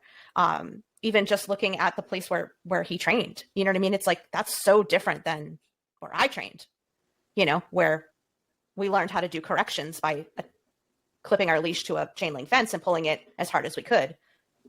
I mean, that was, you know, once we pulled it hard enough, then we could put the leash on the dog and then we could correct the dog. I mean, that's just it's a completely different mentality. Yeah. And so I think, like what Karen's saying, is that we do also need to include the Neils out there that can be like, look, like, this is not what I'm doing is not that. I want better too. I'm very excited that he's going to lend his voice to this, because he is in the middle of it. He's not, and I don't, this next part, I don't mean any disrespect to anything he's not just doing research. He's not just talking from past experience. He is in the here and now, you know, every third, I don't actually know if it's every third one, but every third Thursday, he's got canine training and he goes and he meets with all of that, you know, so he is, and not to say that he is the only voice that we need, because we live in a town of 2,000 people, but, like, I think, like you were saying, Bree, it starts there. It starts with that one voice saying, there's a better way, there's a better idea. How do we get there?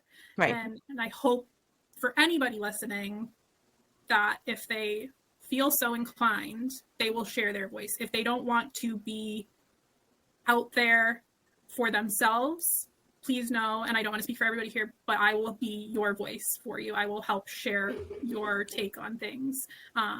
But we also have your back if you ever do decide to step out of the shadows, as it were. Well, you've already inspired me to send a message to the police. What did you say? The Police Canine National Police Canine Association. Yeah. Good luck. All right. Yeah. Let's start a dialogue there. Let's see if we can get a conversation going. And I mean, I think, you know, I think any movement, any traction is good, you know. But I think some of the training facilities, if you want, go that way too. But yeah, I think as much as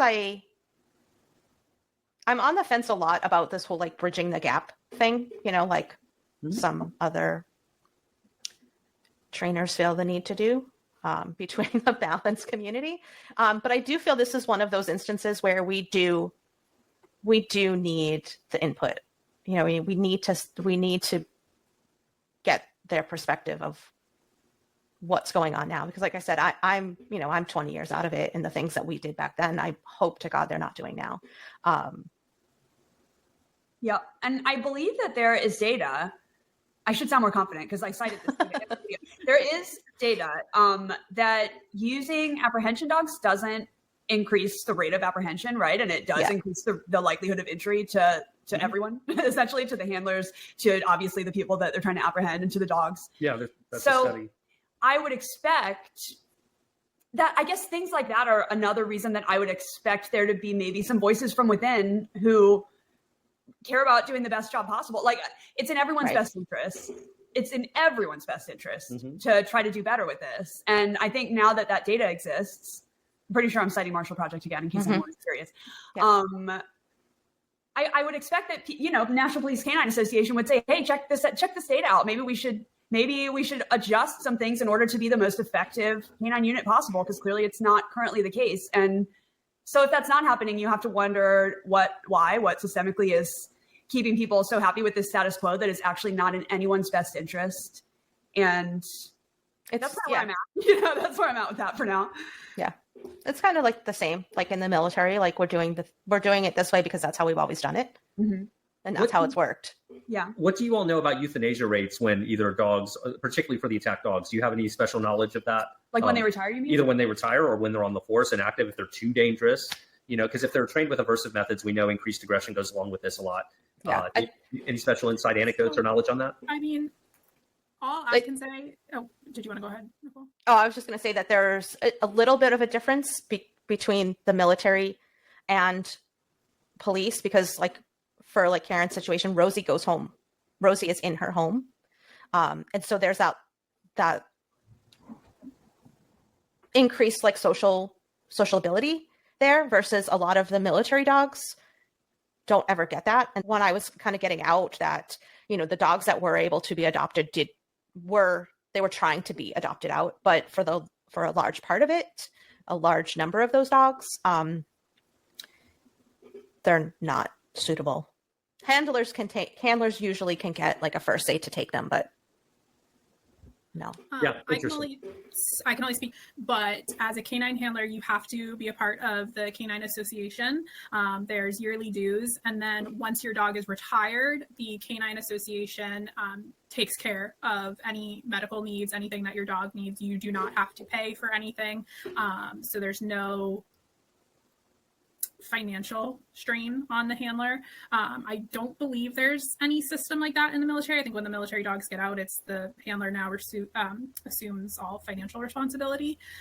So the dogs in the state are well taken care of, and I don't know if any of that have been euthanized upon retirement, but I do not have the statistics in front of me. Yeah. I mean, I think you'd have to look at a place like maybe, like looking at like Chicago or, a bigger place. Actually, Chicago was on their police dogs. Yeah, anyway, I will get into that. I think Chicago was one of the only forces that had no bites but had a canine unit. Is that right? I think so. Whereas LA had, anyway, but out of all of the different statistics that I wanted to make sure that we had for our video, euthanasia rates of retired, and I'm talking specifically about behavioral euthanasia because that's something that people talk about a lot. Like these dogs are, either unsocialized or trained or, maybe traumatized or whatever. And may have behavioral issues. And the anecdotes are many, but the official data is extremely hard to get. And I thought that was interesting, but we talked to a lot of the best people that we could, and you end up doing a best guess based on like numbers that you can get and numbers of dogs that are working versus, retired and stuff. I just thought it was interesting how, first of all, how apparently hard someone is. Like, it's weird that it's so hard for me to get that data. Like usually when dogs are treated as property, there's not anyone who cares to keep it private. You know what I mean? There's not a lot of data kept. Right. It seems like it's just not even kept or reported. And I thought that was an interesting little hole. Anyway, it's a silly point, but it's something that I noticed when I was doing my research and that bugged me for like I was like, it's gotta be there. It's gotta be there. And I spent days, I was like, somewhere I can figure this out. I actually responded in one of those last posts that you guys did with the videos about that. I think it was from either the Georgia Law Review or different one, but it was basically saying the same thing, that for larger departments, for a department like where Karen's husband works, they're a lot smaller. You know what I mean? We're not talking like hundreds and hundreds. 2 million people in the entire state, I think. In the entire state, yeah, that's like.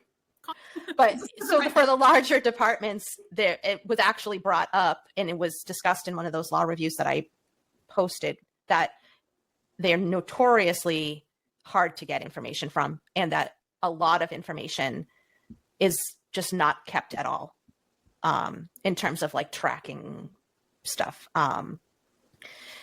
So I don't doubt that you had a hard time finding it. And I don't think, honestly, even if you did like a FOIA request for a particular department, that you'd get it, honestly. Yeah, I think you're right. I think it might just not be there. Yeah, interesting. But yeah, a lot of things need to change within policing, within the way we teach dogs, within all of that, I think, is what we're getting from this so far. Solutions are harder to come by. Although there are a lot of great ideas out there, but getting those ideas implemented is tough in this climate. Right. Well, I mean, I think we've had. we did it. We did it. Do you guys have any questions for us? Like before we wrap up? I don't know. I was just so in the zone. I'm like, let's solve this thing. I mean, we can still. But I think you guys probably have like things to do. You probably have like what, another 4 hours of daylight or something. I don't know. Well, we are in Alaska, so yeah. Oh, yeah. Get extra. Yeah. That's No, I feel pretty good. I mean, I'm always interested to get to know y'all better. You're amazing. Your contributions are fantastic, and Ditto. Ditto. Yeah, we appreciate it. Yeah, it's symbiotic. We all need each other to try and drive progress. It can be hard sometimes. Yeah. Well, I mean, you are a cult leader, so you know. Yeah. Yeah. You know. Oh my gosh, he joked about getting a T-shirt, and I was like, "You should. I'd buy one. I'd buy one." Yeah, absolutely. Nice. Yeah. Yeah. A scientific cult would be fun. A dog training science cult. I'm into it. Oh boy. Yeah, I'll come up with a logo or something for that. But like behavior science cult, and it would just be BS cult. Yeah, the cult of BS. There's maybe something there. Wonderful. Well, I mean, we don't want to take up any more time, but thank you so much for. I don't think I had any more questions. Okay. Oh, I did actually have one more question, Karen. I know it's approaching your bedtime. Or can you hang for one more question, Karen? I can hang. Okay. I got it. So I had a question. It kind of came up with a lot of this stuff recently with questioning mentors and questioning quote industry leaders. So my question, because I mean, I've always been like someone to just say what I think. And so all of these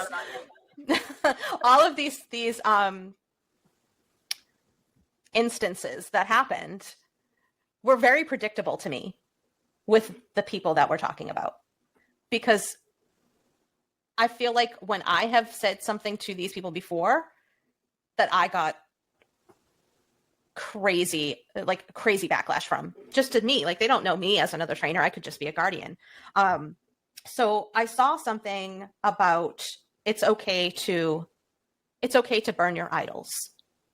And I feel like that's kind of a little bit where we're at, where some of these people that I looked up to when I was coming up, that I put a lot of faith in, that I spent money on their programs, that I kind of towed their line for them, are people that I no longer would even consider like on the same level anymore in terms of growth and professional growth and ethics and, you know, wanting to lift this profession up. So how do you feel about that? Like, what's your thought on that it's okay to burn your idols? Heavy question there. I feel the same way you do. I feel exactly the same way you do on that issue. I mean, it's a journey. The last couple of decades in particular have really been innovative in our field, and it keeps innovation after innovation keeps stacking up. And we're having people hold on to ideas that were mainstream 25 years ago, but now not demonstrating the ability to objectively look at newer and better data and implement that in their advice as they advise the general public. And that makes it really tough to, I mean, no one, I include myself in this too, no one is owed anything. So if you are someone who's previously had influence, you're not owed anything. This is very much a, what have you done lately type industry. And I think that is important to keep in mind too. In scientific professions, we have to hold each other accountable, even though I'm not a scientist, but my profession is based on the sciences. I think we have to hold each other accountable. And I mean, when someone comes at me with criticism over the years, I've tried to get better about saying, well, if there's something here, I need to evolve on this. Right. And I think we have that expectations of our top tier influential dog trainers out there. And when we don't see that, that's a big red flag. And I mean, that's what you're pointing out. So yeah, burn them. Well, I agree. Here comes a revolution. We're going to the street. Right? They're just setting themselves on fire. Yeah, I mean, they're always welcome. I feel like Zach doesn't wake up every morning going, who can I confront today? Usually. Most days anyway. And I've noticed, especially lately, the more active we get, the more like activism we do, that some of the questions we bring up are hard to confront. because we all love our dogs, right? Balance Right. trainers presumably also really love their dogs because dogs are amazing. Who doesn't? And saying I've been doing this wrong and moving forward from there is painful because you have to admit that you've been maybe harming someone that you care about very much, or maybe not doing the best for them, maybe ignoring information because of your ego or some other reason that you suddenly realize you shouldn't have ignored. And that's embarrassing and painful. And I never got that though. Me either. You don't, yeah. You can look at my dog training videos over the years and see that I will approach very similar situations completely differently now. Oh yeah. And I'm not embarrassed about that. So I don't understand why the professionals would. That's part of being a professional, I think. Right. I'm sorry to interrupt. No, you're totally right. I just can see whether it's right or wrong. I see that dilemma happening with a lot of people, including some big name trainers that I'm frankly surprised that it's so difficult for them to say, of course, I'm always learning. Let me move forward. I made a mistake. I'll do something different now. But see, I'm not surprised. Yeah, I think it's not, you don't even have to burn your idols. You just ask a question, right? And then poof, up they go. it's not. Man. So you're on no with burning them. I guess the point I'm making is like I see people feeling ashamed, and when they feel that feeling, they mistake it for being shamed. Yeah. They feel shame and they're like, I've been shamed. And I don't see it like that at all. I don't feel like they feel shamed. You do? I do, because I remember when I was coming up and I wanted to start on social media. Mm-hmm. And here I am, this self-professed in the process of certification with a reactive dog, saying, I can help you fix your reactive dog. But I didn't want to tell people I had a reactive dog, because who would want to work with a trainer whose own dog is reactive? And I kept that so close to the vest for the longest time. And I shared the highlights, the look at how good he's doing. Look what I can do. Look what I can do. Sorry. But at some point, and I think it's important to acknowledge everybody has their own journey in this, and not everybody, unfortunately, is going to get there. I had to look within and say, I'm putting this shame on myself. I would want to see somebody that has this reactive dog or is having this shared experience with me that I can connect to. But that took I would say at least 2-3 years before I was willing to admit publicly, my dog hates other dogs, but I can fix yours. Right. So it takes a lot to come to that. So I think it's a hard decision to come to. And I know it's not necessarily the same as the idea of I've been cranking and yanking on dogs and now I'm not going to do that anymore.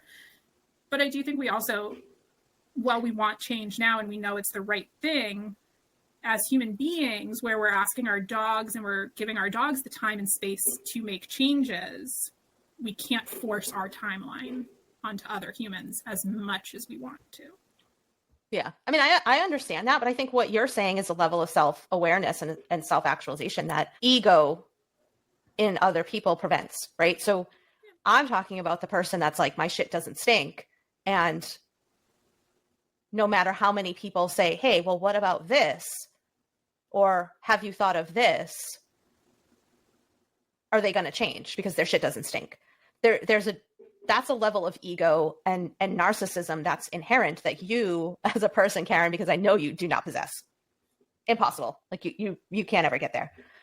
But I understand what you're saying. You're saying that we're asking people to change, but I don't really think we're asking people to change. I think what we're asking people to do is be honest. Mm-hmm. And you cannot change without being honest. And so being honest has to be that first step. And when somebody comes to me, I mean, nobody likes being criticized. I don't care who you are. Nobody likes being criticized, but I can't grow without criticism. I can't grow if somebody doesn't tell me, hey, have you thought of this? Or have you tried this? Or like Zach was saying, well, I do things completely different now than I did before the same problem. Like I would attack it differently. The thing that I find is the issue is that these people that are claiming to be our leaders and the people that are teaching new trainers, that ego gets in the way of that self-awareness, that gets in the way of them saying, well, maybe when Peter on Instagram says, is that really cooperative care if you're doing XYZ, a true leader would be able to look at that and be like, okay, well, either it is and I need to explain it better, or it isn't and maybe I need to rethink it. Instead of telling Peter how much of an idiot Peter is. You're Because so I much, guarantee Peter. Peter's not an idiot. But that's what I mean. If I came to you and I was like, Karen, I saw you do XYZ. Are you sure it's this? You have enough self-awareness and you have such a lack of ego that you would want to talk about it. And you would allow me to talk about it with you. And that's the thing that's not happening with these leaders. We can't question them at all because they've reached this, status. Mm-hmm. It's been an unfortunate surprise to me personally. So many trainers that I didn't expect have reacted negatively to simple questions that I think should be easy to answer. Mm-hmm. But the benefit is the defined lines. So you can see where people are. They're being more clear on that. There's value in that. And also with it being such a big problem, and there's the desire to like, what is the biggest thing we can do to sway as many people as possible? That would be great, but it is really just moving the needle a little bit at a time at this point. And some moves will be bigger than others, but there's not a day that goes by when I'm not getting messages from someone who is like, I was a hater of yours. I've looked at it more and I feel, better about what I've learned too. So it happens. Yeah. You just need And more of yeah, it. Yeah. Yeah. And I think it's important to like people show you who they are. You have to believe them. Like we have to stop making excuses for these people that were supposed to be. Whoa. Someone came sliding in. we have high winds in Alaska today. But I mean, yeah, we have to stop making excuses for these people that are supposed to be leading us. That's right. And that's where I'm at. Like I am not in the position anymore where I'm okay making excuses for somebody that's supposedly my mentor. Like that's not my job. That's not my job to try to justify what you're doing if you're my mentor. Right. Yeah. There are no authorities. I mean, the student can surpass their teacher any day of the week in any given topic as well. And, for everyone listening to this, I guarantee you, if I did something that rubbed Nicole wrong or Karen wrong, they would let me know. And I would absolutely give them my pass with them. Understand there is value. I have. Oh, you have done that. Yeah. And hold me accountable. Obviously never forgave you for that criticism. Well, I mean, I think that's, I'm not speaking for you, Zach and Bree, but I think there's a mutual respect there. I respect what you're bringing to the table. I don't have to always agree with it, but I respect what you're bringing to the table. And I feel that back. I feel that back from you. So, and that's, for me, that's a big piece of the thing that's missing a lot is that I have, for some of these people, these idols, I have had a lot of respect for, but the second you ask a question they don't like, you're not, it's like, it's no longer reciprocated. And that's, I have no time for that anymore. I'm old and I got no fucks left to give. I got no time for that. Old. Karen, I am. We discussed this. I could be your mom. So, I don't have any time for that anymore. Yeah. I think you're doing great. You said at the beginning of this podcast, you said that you don't feel like you have a presence on social media. And that's not the Nicole that I know. I know the Nicole who's in there doing some of the hardest heavy lifting out there. Yeah. So, I think you do. I think we just all help in the ways that we know how to do and what comes out for us and stuff. So that matters. That's Peter, the alter ego. That's Peter. Right. Social media is so much more than just which posts you make. That interaction really makes a difference. We appreciate it a lot. So much. For sure. That's part of, honestly, when you ask about burnout, mental health, etc., you two are part of what helps us. Truly. It's so nice to know that there are other people who are also out there in the world. Like, I'm not saying I expect you to be in our comments always answering, but when you are, I just do appreciate it so much because thank you. That means a lot. Having all of us working for common goals makes it so much easier. It's so great. Yeah. It's great to have you. All right. Well, thank you guys. We really appreciate it. If this was awesome. Sorry we took up so much of your time, but I feel like there's like a million more questions that we could have asked you guys. So start writing them. Yeah. I'll write it down. Yeah. It sounds great. Awesome. Thank you guys.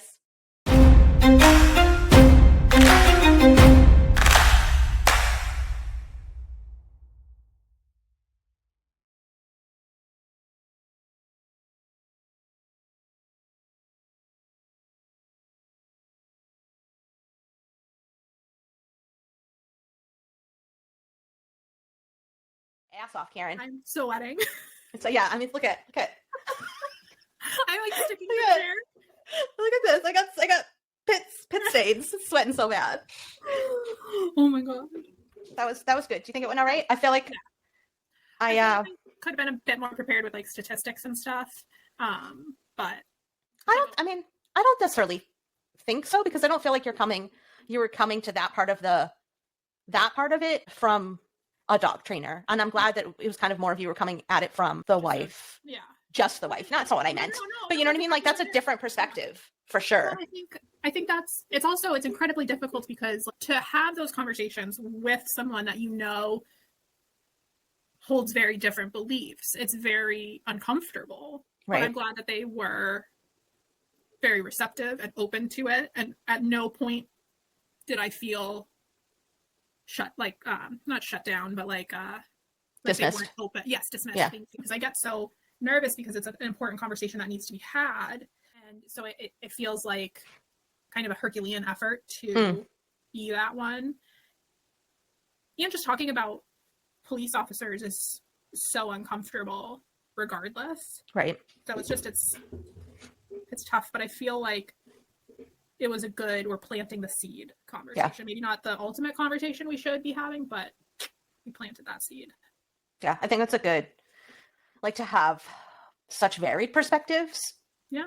You know, like, I feel like that's a good place to start, to show that, like, you know, kind of the things that you have said from the very beginning of time, the very beginning, is that there just needs to be more conversations. Yeah. You know, and it's hard for me. I mean, I know, you know me, that it's hard for me, because I do have such strong opinions about certain things, to, like I said, have like that level of openness to be able to receive somebody that has such a different opinion than I do. Yeah. I try. And that's just something that I have to work on. Right. But I think these types of conversations where all parties are mutually respectful of each other, there is a level of respect that obviously I have for you as Karen, my friend, you as Karen, the dog trainer, and you as Karen, the wife of, you know, a former military wife and a police wife. Is that how we say it? Yeah. Police wife. That there's a level of respect there that I'm inherently going to want to hear whatever perspective you have, whether it's the same as mine or not, but it's because that level of respect is there. And I feel like the piece that's missing a lot of times when we say that we want to have these open conversations is that respect sometimes only goes one way. Yes. Or no ways. And then so it's like we can't really expect to be having conversations if we haven't established that level of respect in the first place. Yeah. Does that make sense? It does. And I feel like everybody was so respectful. Nobody was trying to change anybody else's opinion. Mm-hmm. Now, yes, if you listen to it and somebody is listening to it and maybe they're like closed-minded one way or the other, they may think, oh, well, they all shared the same opinion, so of course they're going to be respectful. But I don't think that that's 100% true or 100% false. I think there's a lot of gray area in this conversation because we're all coming at it from different perspectives. Yes, do we all agree that the end goal needs to be something different? Right. But we can all appreciate what has been, and work from there. And that's what's missing in so many conversations. People just go in with their facts, their take, and that's it. You know? Right. So I do kind of wish we let them speak a little bit more on their dog stuff, or their police dog take. But they've put out some really phenomenal videos. So I think everybody should check those out as well. Yes, absolutely. Yeah. But good. I feel good. I feel good about that. Besides needing to go take a cold shower and stop. Again, another cold shower. Exactly. Yes. Exactly. Yes. Like. And now I'm just like, I'm gross. Literally dripping off me. Disgusting. But I know, right? Gross. But why don't you take us home, Karen? Because we forgot to do that. We are crushing this season. So we hope you enjoyed this phenomenal conversation. And please don't forget to give your dog a biscuit from us. Until next time.